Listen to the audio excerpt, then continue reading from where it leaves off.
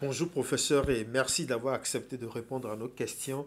Alors, quel est le but de ce colloque international qui se tient depuis quelques jours ici à l'université Cheikh Anta Diop de Dakar sur le devenir de l'Afrique? Bon, le premier objectif, c'est que notre faculté, notre université est une université d'excellence, une université de recherche. Et nous voulons que ce qui se passe dans cette université entre dans le cadre de bons enseignements, dans le cadre de la recherche, dans le cadre des échanges. N'oublions pas que le sigle de notre université, c'est Lux Meae Lex, ce qui veut dire Sigulum Dakarensis Cheikh Anta Diop Université, ce qui veut dire qu'ici, dans notre université, notre balle de droite, notre activité fondamentale, c'est la recherche du savoir. La lumière, et beaucoup de nos étudiants semblent oublier le cycle de notre université. Lux Meae Lex, Sigulum Dakarensis Universitatis, Cheikh Anta Diop, c'est-à-dire la lumière est notre loi. Et si nous organisons des colloques, si nous échangeons, c'est que, justement, nous sommes dans notre bon droit. Notre espace est un espace de recherche et d'échange, d'enseignement. Voilà pourquoi nous avons organisé ce colloque. Les autorités de la faculté, le doyen en première ligne, ont voulu organiser ce colloque et qui est considéré comme un premier point. Je crois que les autorités de la faculté de lettres et de l'université d'une manière générale souhaitent qu'en permanence, il y ait une agitation intellectuelle dans l'espace universitaire. Alors, on constate que le thème principal semble assez vaste et englobant. Pourquoi ce choix de thème? Bon, vous savez, la première chose à régler, et je crois que le comité scientifique l'a compris, c'était d'avoir un thème fédérateur. Nous sommes une faculté, mais nous avons plusieurs départements, plusieurs axes de recherche. Et le comité scientifique a voulu choisir un thème fédérateur, l'Afrique en devenir, mais c'est un thème tout simplement qui interpelle tout un chacun. Chacun peut réfléchir sur la question à partir de ses propres activités et chacun doit faire en sorte que ça converge vers le même thème, l'Afrique en devenir. Si vous avez suivi les différentes interventions dans les différents thèmes, et le maître de cérémonie l'avait dit d'ailleurs à l'ouverture, qu'il y a un démembrement en atelier éparse dans notre faculté, mais tous les thèmes doivent converger vers le thème central. Et tout à l'heure, dans ma conclusion, je disais que l'axe qui nous est imparti et sur lequel on a réfléchi depuis ce matin, enseignement, culture, éducation, cet axe peut être considéré comme un dénominateur commun de tous les thèmes. Car tout ce que nous faisons ici à l'université passe par le canal de l'éducation, passe par le canal de l'enseignement, passe par le canal de la recherche. Voilà en quelque sorte, en tout cas, ce qui nous a conforté dans ce choix de thème. Et voilà ce que nous a conforté aussi dans cette activité de recherche qui est en fait notre devoir en tant qu'universitaire. Dans la dernière communication de votre atelier, l'orateur a fait un diagnostic bien connu de nos programmes académiques, c'est-à-dire qu'il y a un déphasage entre les enseignements qui sont dispensés et les besoins, les réalités des Africains. Alors, qu'est-ce qui empêche les autorités de franchir le cap des réformes et d'adapter les programmes d'enseignement à nos besoins de développement? Mais vous savez, c'est la théorie qui précède la pratique.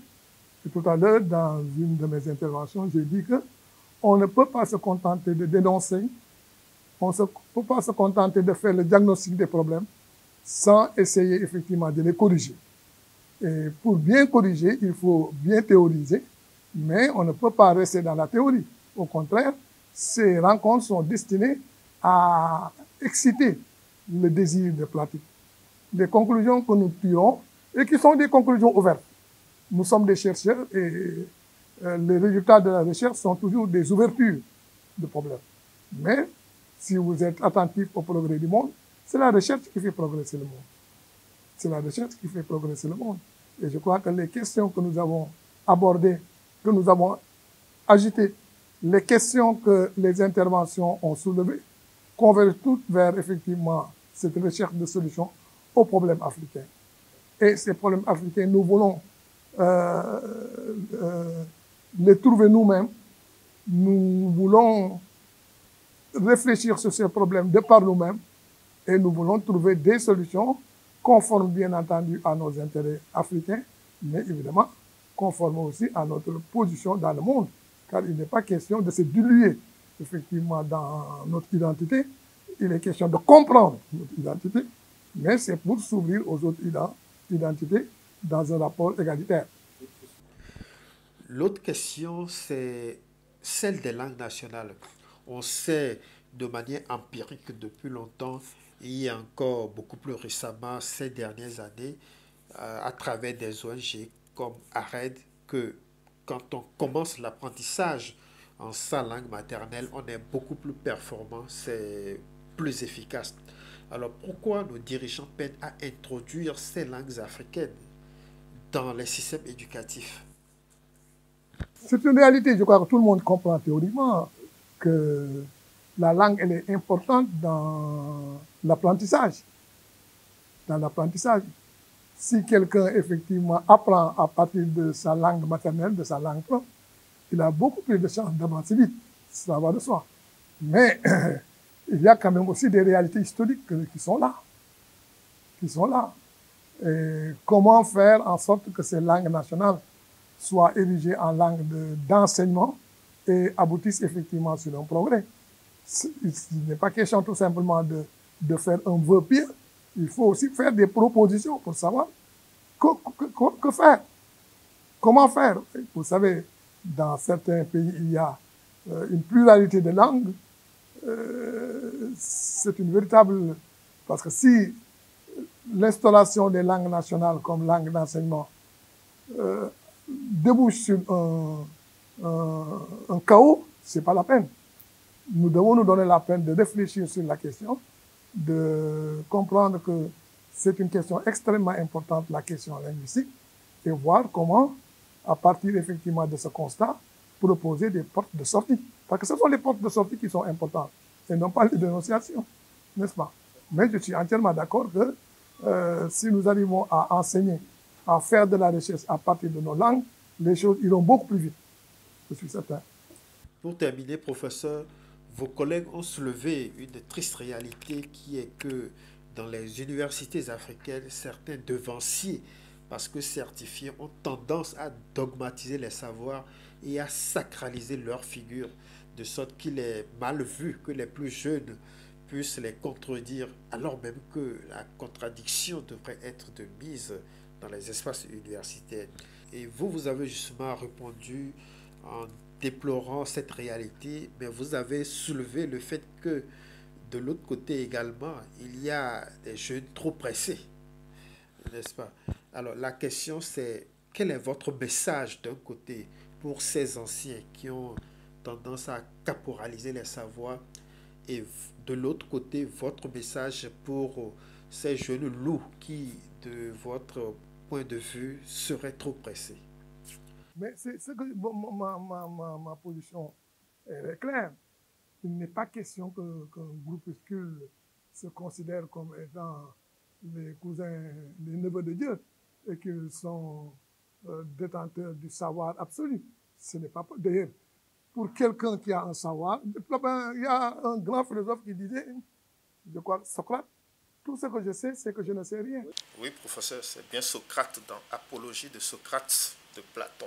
Alors, vous voyez donc nettement que ceux qui pensent qu'ils sont des détenteurs du savoir, les champions du savoir, doivent méditer un tout petit peu cette opinion de Socrate. Donc, il n'est pas question de se prendre pour un surhomme et de penser qu'on a bouclé le savoir. Je crois que ce n'est pas ça. C'est une mauvaise, effectivement, position. Mais il n'est pas question aussi, comme je l'ai dit, de se presser et de croire qu'on a maîtrisé tout. Le savoir a aussi besoin d'un délai. Vous savez, ce n'est pas une mince affaire, le savoir. Hein. Comme disent les autres, attention. Le savoir a besoin de délai. Le savoir a besoin de sacrifice. Le savoir a besoin de patience. Le savoir a besoin de passion. Le savoir a besoin de modestie. Et de temps, bien entendu. Alors, donc, je dis qu'il faut réconcilier ces deux positions.